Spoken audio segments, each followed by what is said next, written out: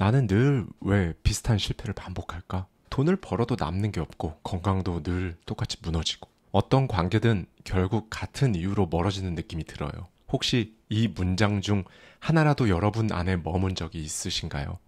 안녕하세요. 대저택 연구소, 저는 하와이 대저택입니다. 여러분 종종 내가 의지가 약해서 라고 생각할 때 있으시죠? 그런데 정말 그럴까요? 실은 여러분 모두 굉장히 강한 무의식 루틴을 가지고 있습니다. 이게 무슨 말인지 지금부터 들어가 보겠습니다. 무의식 루틴이라는 건요, 의식하지 못한 채 수천 번 반복된 감정과 행동의 패턴, 바로 그게 무의식 루틴이에요. 예를 들어 이런 거죠. 스트레스를 받으면 괜히 달달한 음식을 찾는 사람, 누가 무례하게 말해도 일단 웃으며 넘기는 게 먼저인 사람, 잘해야지 하면서도 늘 마감 직전에서야 몰아치는 사람. 네, 이 모든 것들은요, 성격이나 의지의 문제가 아닙니다. 그건 그냥 여러분이 반복해온 무의식의 경로일 뿐이에요. 이 무의식의 경로에 따라 많은 사람이 이렇게 말합니다. 저는 습관을 들이는데 좀 약한 사람이에요. 그런데 정말 그럴까요? 사실 우리 대부분은요, 놀랄 만큼 강력한 감정 루틴을 가지고 있거든요. 비판을 받으면 곧바로 내가 또 잘못했구나 라고 느끼는 사람, 모임이 끝난 후 괜히 자책하면서 혼잣말을 멈추지 못하는 사람, 안 해본 일, 낯선 일을 앞에 두고 있으면 이상할 만큼 몸이 아프거나 피곤해지는 사람, 이런 반복은 결코 우연이 아닙니다. 그건 여러분의 무의식이 저장하고 있는 감정적 자동 반응 루틴이에요. MIT의 과학자 앤 그레이빌 교수는 이렇게 말했습니다. 뇌는 에너지를 아끼기 위해 가능한 모든 행동을 자동화하려 한다. 즉, 여러분이 자꾸만 똑같은 방식으로 반응하는 건요, 여러분이 의지가 없어서가 아니라 여러분의 뇌가 그걸 그냥 검증된 생존 전략으로 착각하고 있기 때문에 그래요. 뇌는 익숙한 루틴을 안전하다고 여긴다. 이 말이 무슨 말이냐면요, 우리 뇌는 놀라울 정도로 게으르면서도 효율적인 장치거든요. 이 효율성이 때로는 삶의 방향을 완전히 왜곡시킨다는 겁니다. 예를 들어 이런 상황을 한번 볼까요? 어릴 적 누군가가 여러분에게 그건 네가 할 수가 없어 라고 말했다면 도전은 위험이라는 감정 루틴으로 각인될 수 있습니다. 그리고 이후에 비슷한 상황이 올 때마다 여러분의 뇌는 빠르게 그 기억을 딱 소환해서요, 여러분은 설명할 수 없는 피로감, 회피 충동, 무기력함에 사로잡히게 하는 거죠. 이처럼 감정은 기억보다 빠르고 심지어 무의식적으로 작동합니다. 반복은 성격이 된다. 이 부분에 대해 카네기 멜론 대학교의 심리학자 데이빗 크레스웰 교수는 이렇게 말합니다. 매일 반복되는 감정-행동 루틴은 뇌의 회로를 바꾸고 이건 결국 자아인식과 정체성에 영향을 준다. 네, 이걸 쉽게 말씀드리면요, 여러분이 계속 반복하는 그 감정이 곧 여러분 자신 그 자체를 만들고 있다는 겁니다. 이런 질문을 스스로에게 던져보세요. 나는 어떤 감정을 자주 느끼는가? 그 감정은 언제부터 반복돼 왔는가? 그때 내 몸은 어떻게 반응했었지? 여러분이 자주 경험하는 감정이 행동을 만들고요, 그 행동이 반복되면 신경회로가 강화되고 결국 여러분의 성격, 정체성이 됩니다. 이걸 뒤집어서 말하면요, 나는 원래 이런 사람이야 라는 말은요, 사실 나는 이런 루틴 속에 살고 있어 라는 말과 똑같습니다. 무의식 루틴은 지금도 작동 중이다. 여러분은 지금 이 영상을 보고 계신 동안에도 여러분의 뇌는 아주 미세한 판단을 계속하고 있거든요. 이 영상이 나랑 맞나? 이런 이야기를 듣고 내가 바뀔 수가 있나? 이런 거 들으면 잠깐 괜찮은데 결국 또 똑같지 않나? 이 생각들, 이것도 역시 무의식 루틴의 일부입니다. 여러분은 수많은 기억된 감정 경로를 따라서요, 의심, 거절, 반응, 열등감, 회피, 도전, 몰입, 이걸 전부 다 자동으로 반복합니다. 여러분, 그러면 이 무의식 루틴하고 부자가 되는 것, 어떤 연관성이 있을까요? 살다 보면요, 사실은 어쩌면 거의 매일이죠, 삶이 생각보다 원하는 방향으로 가지 않는다는 걸 느낄 때가 많으시죠? 그거 다 여러분의 무의식 루틴 때문이에요. 그래서 이런 말 흔히 하잖아요. 내가 돈을 많이 못 버는 게 문제다. 내 월급으로는 답이 없다. 그런데요, 희한하게 돈 잘 버는 사람들 중에서도 항상 경제적으로 쪼들리는 사람들이 있거든요. 제 주변에도 정말 많습니다. 그런데 그 반대도 있죠. 분명히 소득이 높지 않은데 돈이 남는 사람들, 경제적으로 어느 정도 여유가 있는 사람들, 이런 사람들도 분명히 있습니다. 이 차이를 만들어내는 건 단 하나입니다. 그 사람 무의식 속에 어떤 감정 루틴이 설계되어 있는가. 돈을 지키지 못하게 만드는 감정 루틴. 우리는 종종 돈을 벌기 위해 전략을 세우고 책도 읽고 투자 공부도 합니다. 그런데 돈을 쓰는 방식에 대해서는 거의 공부하지 않잖아요. 그런데 그 지점에 이 무의식 루틴이 자리한다는 거죠. 예를 들어 이런 구조를 가진 사람들이죠. 허기가 조금만 느껴지면 바로 배달앱 켜고, 피곤하면 커피나 간식 잔뜩 사고, 불안하면 쇼핑하면서 장바구니 채우고, 슬프면 나를 위한 소비다 라고 하면서 막 위로를 해주고요. 이런 사람들은 아무리 돈을 많이 벌어도요, 아까 그 감정 루틴이 계속 반복되는 한 자산이 쌓일 수가 없어요. UCLA의 제임스 페너베이커 교수는 이렇게 말합니다. 감정을 언어화하지 않으면, 즉 말로 표현되지 않은 감정은 소비, 공격, 회피 같은 행동으로 나타난다 라고 말이죠. 예를 들어 볼까요? 월급날이 되면 드디어 나를 위해 쓸 수 있다 라고 생각을 하죠. 그 결과 그날의 소비는 계획보다 조금 더 커지게 되고요. 며칠 지나게 되면 이걸 왜 샀지? 라는 자책을 하게 됩니다. 그리고 다시 절약 모드로 들어가죠. 그 결과 월말에는 늘 불안과 함께 긴축을 하게 됩니다. 다음 월급날이 되면 이 패턴이 또다시 반복되고요. 이건 단순히 습관이 아니라요, 여러분의 감정 회로가 설계한 소비 루틴이라는 거예요. 이 루틴을 벗어나지 않으면 아무리 재테크 책을 읽고 투자 수업을 들어도 고쳐지지가 않습니다. 부자인 상태를 계속 유지해 나아가는 사람들은 감정을 다르게 관리한다. 부자이고 그 부를 계속 잘 유지해가는 사람들 있잖아요. 이 사람들은 감정이 없거나 막 이성적인 그런 사람들이 아닙니다. 다만 이들은 감정을 다르게 처리하는 거죠. 예를 들어볼까요? 감정이 올라왔을 때 바로 소비로 넘어가지 않고 루틴으로 그 감정을 분산시키는 거예요. 산책하기, 메모하기, 계단 오르기. 네, 이렇게 반복 루틴으로 감정을 일단 해소한 다음에 그때 소비를 할지 말지 판단하는 겁니다. 이건 막 의지가 강해서가 아니에요. 이 사람들도 예전엔 똑같이 흔들렸습니다. 다만 이들은 내 감정이 내 돈을 끌고 다닌다는 걸 딱 자각한 그 순간부터 루틴을 바꾸기 시작한 사람들인 거죠. 소비는 감정의 언어다.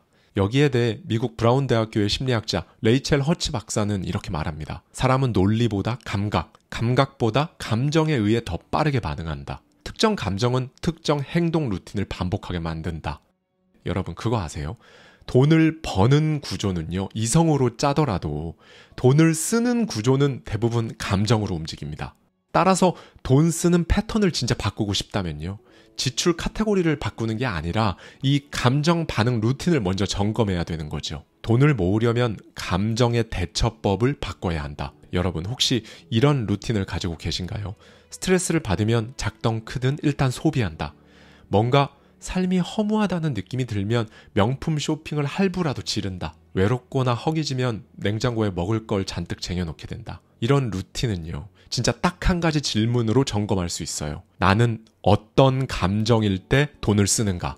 그 감정의 언어를 바꾸기 전에는요, 투자 수익률이 아무리 올라가도 결국 다른 형태로 새어나갑니다. 돈은 수입이 아니라 구조다. 많은 분들이 이렇게 말하죠. 무슨 말인지도 알겠고 좋은 내용인 건 알겠는데 일단 돈부터 좀 벌고 나서 바꿔볼게. 그런데 돈이 모이는 메커니즘, 즉 부의 구조는 사실 이렇습니다. 수입이 늘기 전에 먼저 지출 루틴을 다듬고 감정 루틴을 관찰하면서 소비 구조를 조정하고 그 구조 위에 자산을 설계하는 거죠. 네, 그러면 이어서 그대로 연결되는 건데요. 우리의 몸, 즉 건강 쪽하고 관련해서 얘기해 볼까요?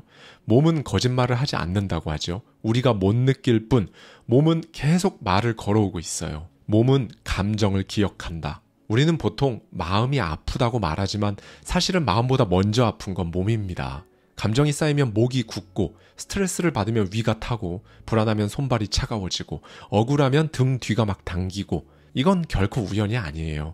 감정은 몸을 타고 흐르는 루틴화된 신호니까요. 스트레스를 받으면요, 우리 몸은 자동으로 교감신경 항진 상태에 들어갑니다. 이게 무슨 말이냐? 말 그대로 몸이 싸우거나 도망쳐야 한다고 인식하는 상태라는 거죠. 이때 나타나는 반응은 다음과 같습니다. 위장 운동을 중지합니다. 그러면 당연히 소화장애, 변비, 더부룩하게 되고요. 심박수가 증가하게 됩니다. 그 결과 불안감, 두근거림이 더 커지죠. 말초혈관 수축으로 인해 손발 차가움, 저림으로 인해서 여러분 몸을 계속 괴롭히게 될 거예요. 마지막으로 근육 긴장으로 인해 턱관절 통증이나 두통, 어깨 결림까지 생기게 되죠. 이 모든 반응은요, 의식보다 빠르게 무의식적으로 그리고 반복적으로 일어납니다. 반복되는 건강 문제는 어떠한 시그널이다. 네, 생각보다 이런 분들이 많다고 해요. 수시로 위험이 도져요. 출근 전만 되면 아랫배가 살살 아파와요. 사람 많은 곳에 가면 숨이 턱턱 막혀요. 좋은 일이 생기면 그때 오히려 더 불안해져요. 사실 이건 단순한 증상이 아닙니다. 무의식 루틴이 만든 몸의 조건 반사인 거죠. 예를 들어볼까요? 출근은 불안, 불안은 복통. 이런 구조가 반복되면요, 뇌는 출근은 생존 위협 이렇게 학습합니다. 그리고 그 패턴은 점점 더 강화되는 거죠. 왜 강화되냐? 매일 출근하니까요. 이런 상황은 사실 일상생활뿐만 아니라 수면 때도 똑같은데요. 여러분 그거 알고 계신가요? 수면은요, 단순하게 자거나 휴식하거나 그런 차원이 아닙니다. 수면은 무의식이 하루를 정리하는 엄청나게 중요한 시간이에요. 그런데 그 수면의 질이 떨어진다면 어떻게 될까요? 무의식이 정리를 딱딱 하는 기능도 저하되는 거죠. 그래서 결국 감정 정리를 실패하게 되고, 그로 인해 피로도가 엄청나게 누적되는 겁니다. 이 흐름이 계속되면 어떻게 될까요? 낮에 집중이 안 되고, 불안할수록 잠들기 어렵고, 자도 피곤하고, 결국 몸이 이렇게 자꾸만 시그널을 보냅니다. 그러니까 이건 몸이 보내는 일종의 루틴 재설계 요청서인 거죠. 아까 제가 사실은 마음보다 먼저 아픈 건 몸이라고 말씀드렸잖아요. 우리는 머리로는 괜찮아, 할 수 있어 라고 말하면서도 몸은 여전히 떨리고 차갑고 아픕니다.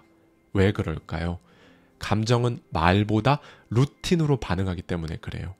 몸이 아프다는 건요, 그저 건강 문제가 아니라 이 감정 루틴 이제 그만 좀 바꾸자 라는 신호인 겁니다. 감정 루틴을 바꾸면 건강이 회복된다. 그렇기 때문에 감정 루틴을 먼저 바꾸는 게 제일 중요합니다.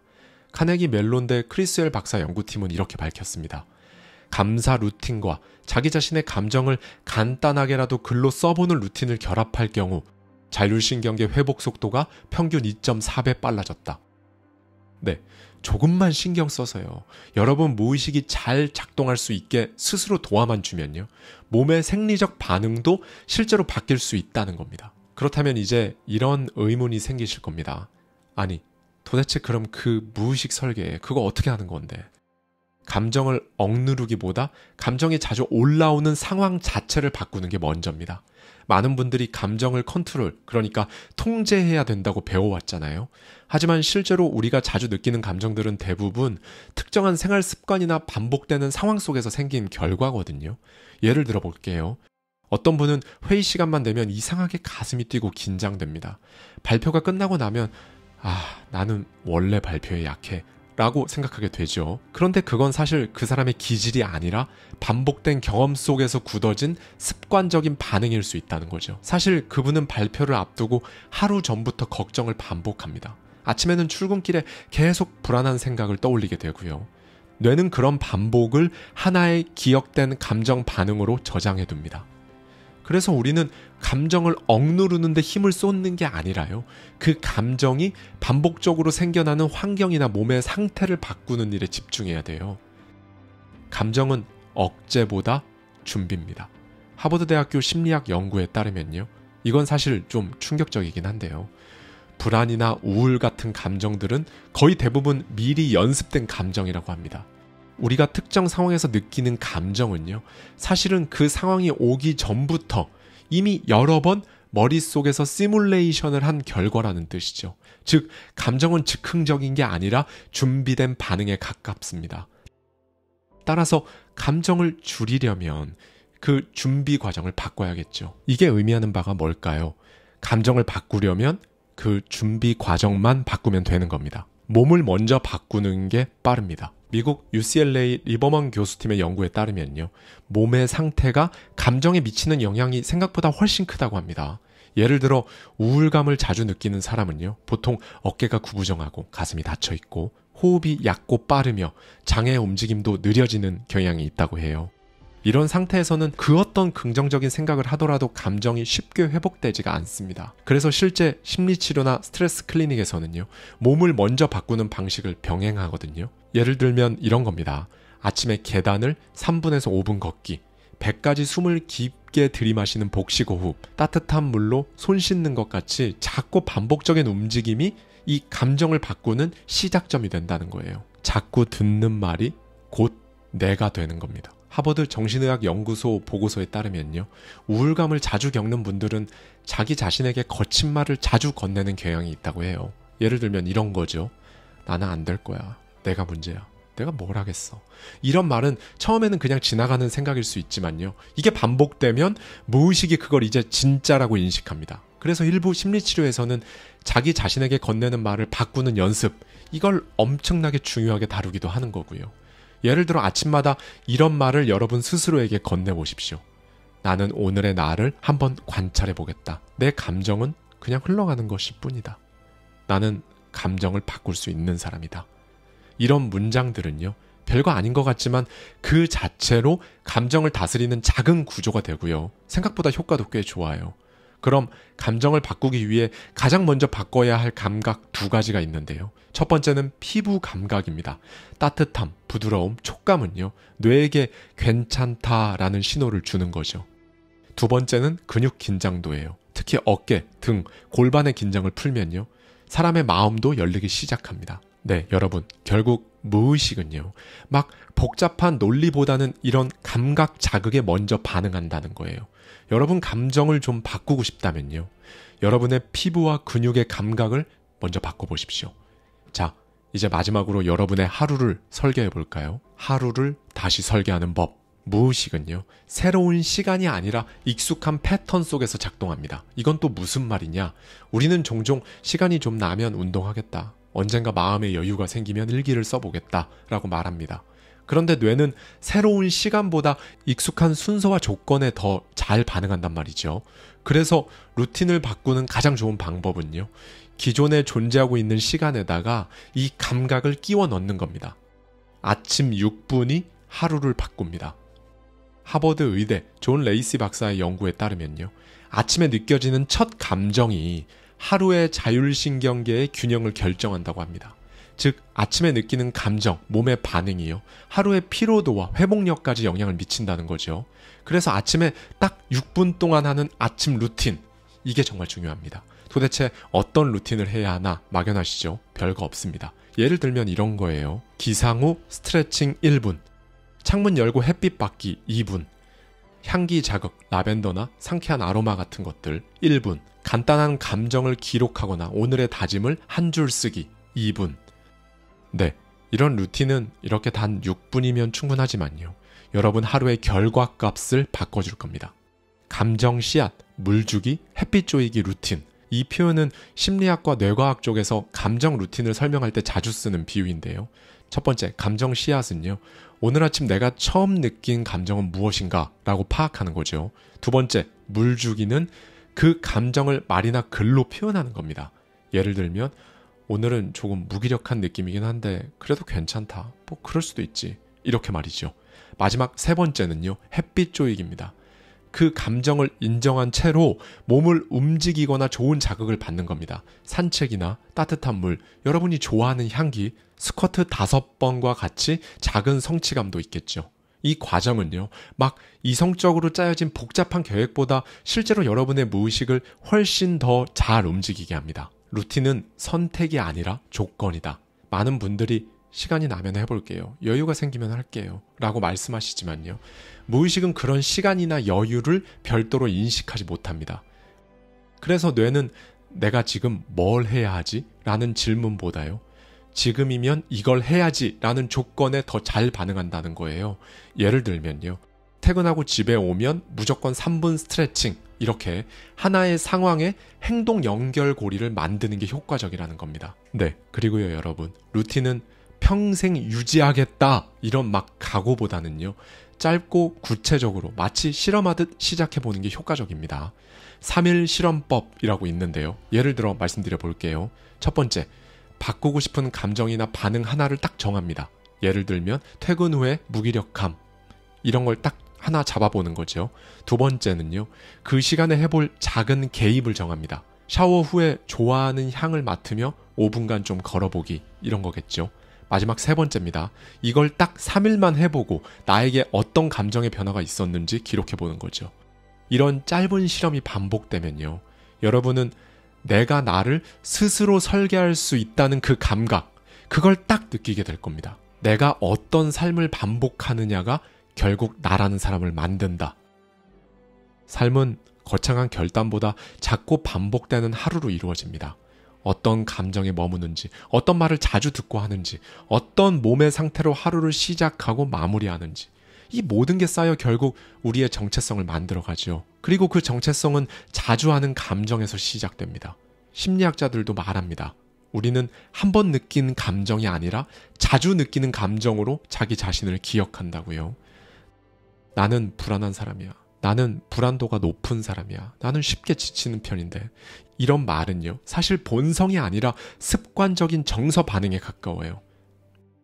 정체성을 다시 쌓는 반복 설계자로 살기. 정체성은 뭐 태어날 때부터 선천적으로 주어지는 게 아닙니다. 쌓아가는 거예요.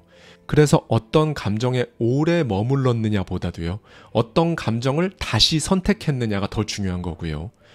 그리고 무엇보다 자기 삶을 실제로 완전히 바꾼 그런 사람들을 실제로 보면요, 진짜 신기하게도 전부 이 질문을 스스로에게 했고 또 이 질문을 가장 중요하게 여겼습니다. 단 한 명의 예외도 없었어요. 내가 지금 반복하고 있는 것이 내가 진짜 원하는 삶인가?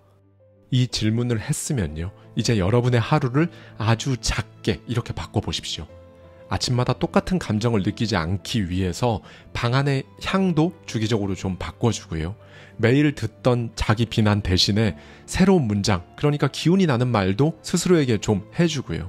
무기력한 저녁을 바꾸기 위해 딱 5분만이라도 몸을 움직이는 선택을 해보십시오. 이런 작은 선택들이 반복되면요, 여러분은 감정적으로 반응하면서 살아가는 사람에서 삶을 감각적으로 설계하는 사람으로 이동하게 되는 겁니다. 삶의 포지션이 바뀌는 거예요. 그러면 이제 남은 건 인생 바뀌는 것밖에 없죠. 네, 여러분, 오늘은 이걸 꼭 기억해 주셨으면 좋겠어요. 우리는 감정을 바꾸는 존재가 아니라 감정을 다르게 맞이할 수 있는 존재입니다. 여러분의 감정은 여러분 잘못이 아니에요. 여러분의 무의식도 지금까지의 삶의 합계일 뿐입니다. 하지만 내일의 무의식은요, 오늘 여러분이 어떤 조건을 설계했느냐에 따라 달라질 겁니다. 그리고 그렇게 달라진 여러분의 내일들을 모아보십시오. 완전히 달라진 여러분의 삶을 저는 진심으로 바랍니다. 감사합니다. 지금까지 대저택 연구소, 저는 하와이 대저택이었습니다.